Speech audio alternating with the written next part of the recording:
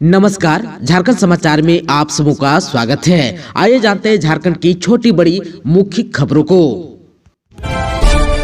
Home guard भर्ती के लिए 1478 पदों पर निकाली है वैकेंसी। झारखंड गृह रक्षा वाहिनी ने जारी किया है विज्ञापन। झारखंड में धनबाद होमगार्ड में 1478 जवानों की नई बहाली निकाली गई है। नव नामांकन के लिए झारखंड गृह रक्षा वाहिनी ने विज्ञापन जारी किया है। इस बार जिले के 10 प्रखंड, नगर निगम और नगर परिषद क्षेत्र के लिए क्षेत्रवार बहाली निकाली गई है। ग्रामीण क्षेत्र में जहाँ 638, वहीं शहरी क्षेत्र में 840 अभ्यर्थियों की भर्ती होगी। आप सबको बता दूं कि NIC पर बहाली का पोर्टल जारी किया है। ऑनलाइन आवेदन की अंतिम तिथि 17 मार्च 2023 है। पोर्टल 21 फरवरी से अभ्यर्थियों के लिए खोला जाएगा। आप सबको बता दूं कि होमगार्ड की नई बहाली में महिलाओं को 50% आरक्षण दिया गया है। ग्रामीण क्षेत्र में 319 महिलाओं की भर्ती ली जाएगी। वहीं शहरी क्षेत्र से 420 रिक्तियां महिलाओं के लिए सुनिश्चित की गई है। बहाली में कुल 739 सीटें महिलाओं के लिए सुरक्षित रहेगी। झारखंड में इस माह होगी 4200 शिक्षकों की नियुक्ति। इन स्कूलों में होगी भर्ती।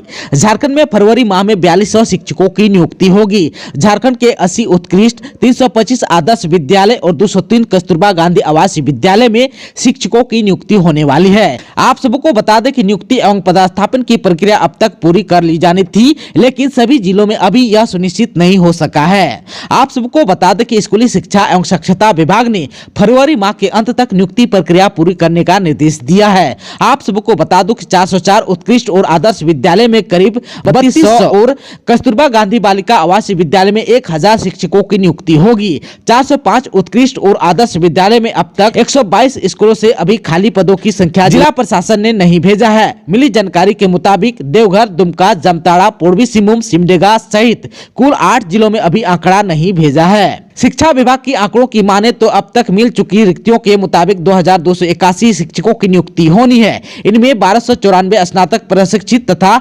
987 स्नातकों उत्तर शिक्षकों की नियुक्ति होनी है। जिलों से खाली पदों की संख्या आने के बाद इनकी संख्या में बढ़ोतरी भी हो सकेगी। 80 उत्कृष्ट विद्यालय में नए शैक्षणिक सत्र से CBSE की मान्यता के साथ पढ़ाई शुरू होनी है। जिलों को निर्देश दिया गया है कि फरवरी के अंत तक नियुक्ति प्रक्रिया पूरी कर ली जाए। झारखंड के युवाओं के लिए बुरी खबर, JSSC ने रद्द की 12 परीक्षाएं। झारखंड कर्मचारी चयन आयोग ने पूर्व में घोषित 12 परीक्षाओं को रद्द कर दिया है। इस तरह प्रतियोगिता परीक्षा के जरिए सरकारी नौकरी हासिल करने का सपना देख रहे युवाओं को झटका लगा है। इस संबंध में कार्मिक विभाग की ओर से बुधवार को जारी आदेश में कहा गया है कि झारखंड हाईकोर्ट की ओर से पारित आदेश की वजह से उसने परीक्षा के कार्यक्रम को रद्द किया है। आप सबको बता दें कि 16 दिसंबर 2022 को एक याचिका रमेश हंसदा एवं अन्य बनाम झारखंड राज्य एवं अन्य तथा संलग्नवाद की सुनवाई करते हुए झारखंड हाईकोर्ट ने राज्य सरकार की नियोजन नीति को रद्द कर दिया था। इस फैसले के आलोक में कार्मिक प्रशासनिक सुधार तथा राजभाषा विभाग झारखंड ने 30 जनवरी 2023 को एक पत्र जारी कर कहा कि निम्नलिखित 12 परीक्षाओं के लिए जारी विज्ञापन को रद्द किया जाता है। झारखंड में 23 अप्रैल से होगी B.Ed प्रवेश परीक्षा। 10 फरवरी से भरे जाएंगे आवेदन, बोर्ड ने जारी की सूचना। झारखंड के सरकारी और निजी B.Ed संस्थानों में संचालित B.Ed पाठ्यक्रम में नामांकन के लिए प्रवेश परीक्षा 23 अप्रैल को आयोजित की जाएगी। यह परीक्षा रांची, धनबाद, जमशेदपुर, बोकारो, दुमका एवं पलामू जिला मुख्यालय स्थित विभिन्न परीक्षा केंद्रों पर आयोजित की जाएगी। यह परीक्षा OMR आधारित होगी। झारखंड राज्य स्थित विश्वविद्यालय से उत्तीर्ण अभ्यर्थियों के लिए कुल सीटों में 85% सीटें आरक्षित होंगी, जबकि 15% सीटें खुली रहेंगी।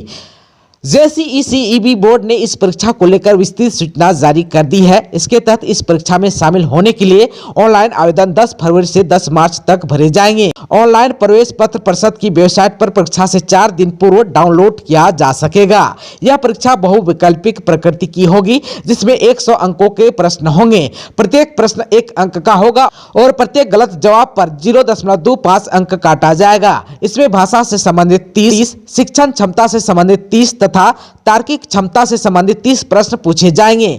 मेरिट लिस्ट का निर्धारण परीक्षा के प्राप्तांकों के आधार पर किया जाएगा। झारखंड के विश्वविद्यालय में निकलेगी बम्पर वैकेंसी, इन पदों पर होनी है नियुक्ति। झारखंड के 7 सरकारी विश्वविद्यालय में लगभग 40 वर्ष बाद तृतीय वर्ग में कर्मचारी की नियुक्ति हो सकेगी। उच्च व तकनीकी शिक्षा विभाग ने प्रथम चरण में लगभग 950 पदों पर नियुक्ति के लिए रोस्टर क्लियर कर दिया है। 4800 ग्रेड पे वाले पदों पर नियुक्ति के लिए उच्च व तकनीकी शिक्षा विभाग ने क्रमिक विभाग से रोस्टर क्लियरेंस मांगा है। अन्य पदों पर रोस्टर क्लियर होते ही जेएसएससी को नियुक्ति अधियाचना भेज दी जाएगी। इधर कई विश्वविद्यालयों में अनुपयोगी पदों को समाप्त भी किया गया है, जबकि कई पद ऐसे हैं जहां वर्तमान में कार्यरत कर्मी के सेवानिवृत्त होते ही पद स्वतः समाप्त हो जाएंगे। राज्य में रांची विश्वविद्यालय में 1983-84 के बाद से कर्मचारियों की नियमित नियुक्ति नहीं हो सकी है। सेवानिवृत्त खिलाड़ियों को झारखंड सरकार का तोहफा, मिलेगी हर माह पेंशन, जाने कौन कौन होंगे इसके हकदार। अंतर्राष्ट्रीय प्रतियोगिता में पदक जीतने वाले 40 वर्ष से अधिक उम्र के सेवानिवृत्त खिलाड़ियों को राज्य सरकार 10,000 रुपये प्रति माह पेंशन देगी। खिलाड़ी पेंशन योजना के तहत आजीवन हर माह पेंशन दी जाएगी। हालांकि नौकरी करने वाले खिलाड़ियों को पेंशन नहीं मिलेगी। झारखंड खेल नीति 2022 के आलोक में खेल विभाग ने इससे संबंधित दिशा निर्देश जारी किया है। पदक जीतने वाले खिलाड़ियों की मृत्यु होने पर उनके बच्चों या आश्रित पति पत्नी को 5,000 रुपये मासिक देने का प्रावधान किया गया है। पेंशनधारियों को यह राशि सीधे उनके खाते में भेजी जाएगी। इससे आर्थिक तंगी से निजात मिलेगी। आप सबको बता दूं कि अर्जुन पुरस्कार, द्रोणाचार्य पुरस्कार या ध्यानचंद पुरस्कार प्राप्त व कॉमनवेल्थ और एशियन खेलों के पदक विजेता सेवानिवृत्त खिलाड़ी पेंशन के योग्य होंगे। इनके अलावा ओलंपिक में हिस्सा लेने वाले खिलाड़ियों को भी पेंशन का अधिकारी माना गया है। झारखंड में राज्यपाल और सीएम के बीच फिर टकराव के आसार, स्थानीयता विधेयक पर आर पार के मुंड में सोरेन। झारखंड में राज्य सरकार और राज्यपाल के बीच एक बार फिर टकराव की नौबत आ गई है। विधानसभा से पारित स्थानीयता विधेयक राज्यपाल ने संवैधानिक और कानूनी अड़चने बताकर लौटा दिया है। राज्य के मुखिया हेमंत सोरेन ने इसे झारखंडी जनता का अपमान बताया है। सोरेन का कहना है कि राज्य की 3.25 करोड़ जनता बोका नहीं है, जिसने स्थानीय नीति के लिए राज्य में झारखंड मुक्ति मोर्चा के नेतृत्व वाली सरकार को काम करने का मौका दिया। बिरसा कृषि विश्वविद्यालय में एग्रोटेक किसान मेला 3 फरवरी से ग्रामीण विकास मंत्री आलमगीर आलम करेंगे उद्घाटन। बिरसा कृषि विश्वविद्यालय का एग्रोटेक किसान मेला 3 फरवरी से 5 फरवरी तक लगेगा। विश्वविद्यालय के काके स्थित मुख्य प्रांगण में इसका आयोजन किया जा रहा है। ग्रामीण विकास मंत्री आलमगीर आलम मेले का उद्घाटन करेंगे, जबकि विधानसभा अध्यक्ष रविंद्रनाथ महतो समापन समारोह के अतिथि होंगे। आप सबको बता दूं कि बीएयू के कुलपति डॉक्टर ओमकार नाथ सिंह ने कहा कि कृषक समुदाय को कृषि, पशुपालन, वानिकी, जैव प्रौद्योगिकी, खाद्य प्रसंस्करण, मत्स्य पालन, डेयरी प्रौद्योगिकी, कृषि यंत्रीकरण आदि की नवीनतम तकनीकों से अवगत कराने के उद्देश्य से एग्रोटेक किसान मेले का आयोजन किया जा रहा है। मेले का दूसरे दिन 4 मार्च को महिला कृषक संगोष्ठी भी होगी। बीएयू के कुलपति डॉक्टर ओमकार नाथ सिंह ने बताया कि 3 फरवरी को उद्घाटन समारोह के मुख्य अतिथि ग्रामीण विकास मंत्री आलमगीर आलम होंगे, जबकि 5 फरवरी को समापन समारोह के मुख्य अतिथि विधानसभा अध्यक्ष रविंद्रनाथ महतो होंगे। बिरसा कृषि विश्वविद्यालय का 7वां दीक्षांत समारोह 2 फरवरी को यानी कि आज 1100 से अधिक स्टूडेंट को मिलेगी डिग्री। रांची में 2 फरवरी को यानी कि आज बिरसा कृषि विश्वविद्यालय के 7वें दीक्षांत समारोह का कुल 1139 विद्यार्थी ग्रेजुएशन, मास्टर्स और पीएचडी की डिग्री प्राप्त करेंगे। विश्वविद्यालय में नवस्थापित 7 कृषि, बागवानी, मत्स्यिकी, दुग्ध प्रौद्योगिकी और कृषि अभियंत्रण महाविद्यालय के छात्र पहली बार दीक्षांत समारोह में भाग लेंगे। समारोह के मुख्य अतिथि राज्यपाल रमेश बैस होंगे तथा भारतीय कृषि अनुसंधान परिषद के महानिदेशक डॉक्टर हिमांशु पाठक दीक्षांत भाषण देंगे। धनबाद के अग्नि हादसा में मृतक के परिजनों को 4 लाख और घायलों का होगा समुचित इलाज, सीएम हेमंत ने दिया है निर्देश। धनबाद के जोड़ा फाटक स्थित आशीर्वाद टावर अपार्टमेंट समेत पिछले दिनों अन्य हादसे में मृतक के परिवार वालों को मुआवजा देने की घोषणा मुख्यमंत्री हेमंत सोरेन ने की। राज्य सरकार मृतक के परिवार वालों को 4 लाख रुपए मुआवजा राशि देने की बात कही। वहीं हादसे में घायल लोगों के समुचित इलाज समेत अन्य सुविधा उपलब्ध कराने का निर्देश जिला प्रशासन को दिया है।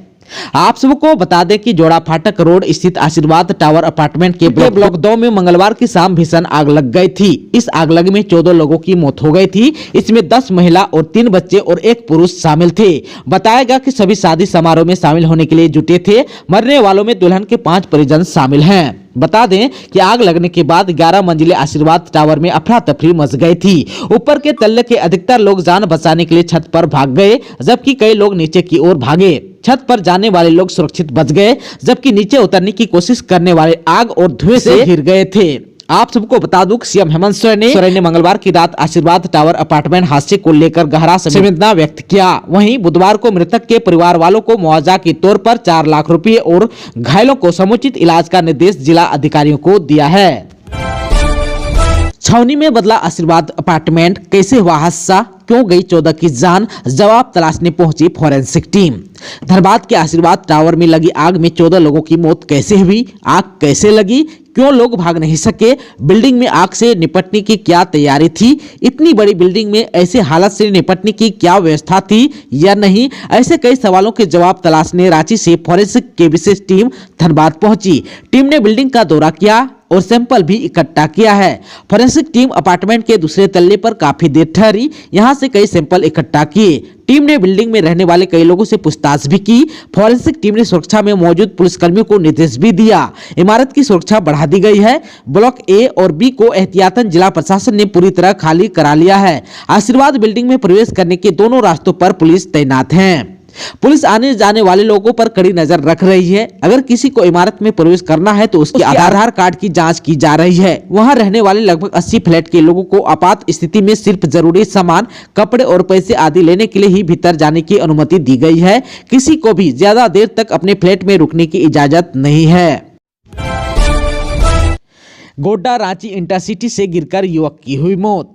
दुमका गोड्डा रेल लाइन अंतर्गत हसडिया रेलवे स्टेशन के समीप Godda Ranchi intercity rail express से गिरकर 28 वर्षीय युवक की मौत देवघर सदर अस्पताल लाने के क्रम में हो गई। मृतक युवक गोड्डा जिला के मुफस्सिल थाना क्षेत्र अंतर्गत कन्हवरा गांव निवासी सोनू कापरी, पिता विजय कापरी, उम्र 28 वर्ष है। इस संबंध में मृतक युवक के परिजन मृत्युंजय कुमार ने बताया कि वह गोड्डा रांची इंटरसिटी एक्सप्रेस से रांची जा रही थी। वह रेल बोगी के गेट के पास खड़ा था, जिस कारण हसडिया स्टेशन के समीप अचानक और नियंत्रित होकर गिरकर गंभीर रूप से घायल हो गया।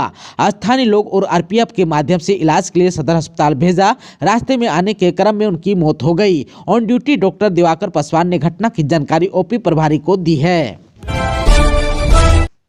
झारखंड के राजनेताओं की नजर में कैसा रहा निर्मला सीतारमण का बजट, आइए विस्तार से जान लेते हैं।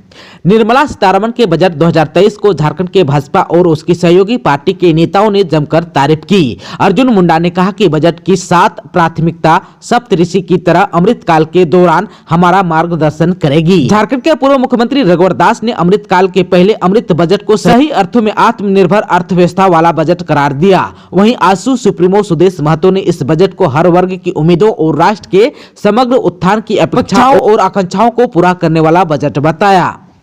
प्रधानमंत्री नरेंद्र मोदी के नेतृत्व में वित्त मंत्री निर्मला सीतारमण ने जो बजट पेश किया वाकई अमृतकाल का बजट है। आप सबको बता दूं कि पहली बार जनजाति समूहों की सामाजिक आर्थिक स्थिति में सुधार के लिए पीएमपीबीटीजी विकास मिशन शुरू किया जाएगा ताकि पीबीटीजी बस्तियों को मूलभूत सुविधाओं से परिपूर्ण किया जा सके। अगले 3 वर्षों में योजना को लागू करने के लिए 15,000 करोड़ रुपए उपलब्ध कराए जाएंगे। अगले 3 साल में एकलव्य मॉडल आवास स्कूलों में 38,800 अध्यापक और सहयोगी स्टाफ की नियुक्ति भी की जाएगी। अर्जुन मुंडा ने कहा कि देश में राष्ट्रीय डिजिटल पुस्तकालय स्थापित किया जाएगा। अध्यापकों के प्रशिक्षण के लिए उत्कृष्ट संस्थान खोले जाएंगे। इस बजट की 7 प्राथमिकताएं हैं जो सप्तऋषि की तरह अमृतकाल के दौरान हमारा मार्गदर्शन करेगी। यह बजट एक नए भारत की नींव रखेगा और 130 करोड़ भारतवासियों का जीवन बेहतर और खुशहाल करेगा। दोस्तों, अभी तक आपने चैनल को सब्सक्राइब नहीं किया है तो प्लीज चैनल को सब्सक्राइब कर बेल आइकन को प्रेस कर दीजिएगा ताकि खबरों का अपडेट आपको मिलता रहेगा। इसके साथ ही आज के खबरों में बस इतना ही। हमें दीजिए इजाजत। नमस्कार।